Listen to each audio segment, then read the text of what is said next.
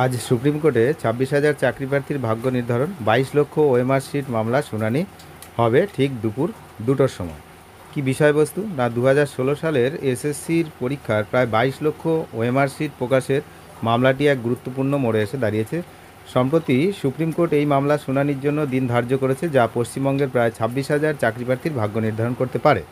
তো এই মামলার শুনানি আজ 25শে জুলাই 2025 তারিখে মাননীয় বিচারপতি সঞ্জয় কুমার এবং বিচারপতি সতীশ চন্দ্র শর্মার বেঞ্চে কিন্তু ঠিক দুপুর 2টোর সময় অনুষ্ঠিত হবে।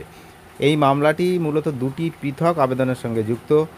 একটি হচ্ছে ডায়েরি নম্বর ছিল 32408, যেখানে সুমন বিশ্বাস বনাম পশ্চিমবঙ্গ রাজ্য সরকারের প্রধান আবেদনকারী। এই আবেদনটি 2025 সালের 10ই জুন দায়ের করা হয়েছিল। দ্বিতীয়টি হচ্ছে 30303, যেখানে সুমন বিশ্বাস বনাম ইউনিয়ন অফ ইন্ডিয়া আবেদনকারী, এবং এটি 2025 সালের 27শে মে দায়ের করা হয়। এই দুটি মামলায় এখন একসাথে শোনা হবে। তো এই মামলায় ভারতের কেন্দ্রীয় তদন্তকারী সংস্থা সিবিআইকে একটি গুরুত্বপূর্ণ পক্ষ হিসাবে অন্তর্ভুক্ত করা হয়েছে। কলকাতা হাইকোর্টের এর আগে সিবিআইকে এই 22 লক্ষ ওএমআর সিট উদ্ধার এবং তদন্ত করার নির্দেশ দেওয়া হয়েছিল। ওই ওএমআর সিটগুলি 3টি হার্ড ড্রাইভ থেকে উদ্ধার করা হয়েছে এবং এর সত্যতা যাচাই করা অত্যন্ত জরুরি।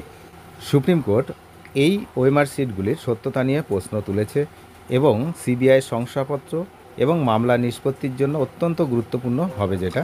তো যদি সিবিআই এই সিটগুলির সত্যতা প্রমাণ করতে পারে, তবে যোগ্য এবং অযোগ্য প্রার্থীদের আলাদা করা সম্ভব হবে, যা চাকরি বাতিলের প্রক্রিয়াটিকে আরও স্বচ্ছ করে তুলবে। শুনানির এই যে বিষয়টা সেটা রয়েছে আজকে 14 নম্বর কোর্টে এবং সিরিয়াল নম্বর 17 রয়েছে। সুতরাং আশা করা হচ্ছে দুপুর 2টোর মধ্যেই শুনানি হয়ে যাবে।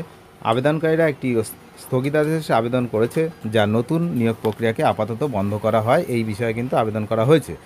এই শুনানির ফল অত্যন্ত সুদূরপ্রসারী হতে পারে। যদি আদালত ওএমআর সিট প্রকাশের পক্ষে রায় দেয়, তবে যোগ্য প্রার্থীরা তাদের চাকরি ফিরে পাওয়ার একটি নতুন সুযোগ পাবে।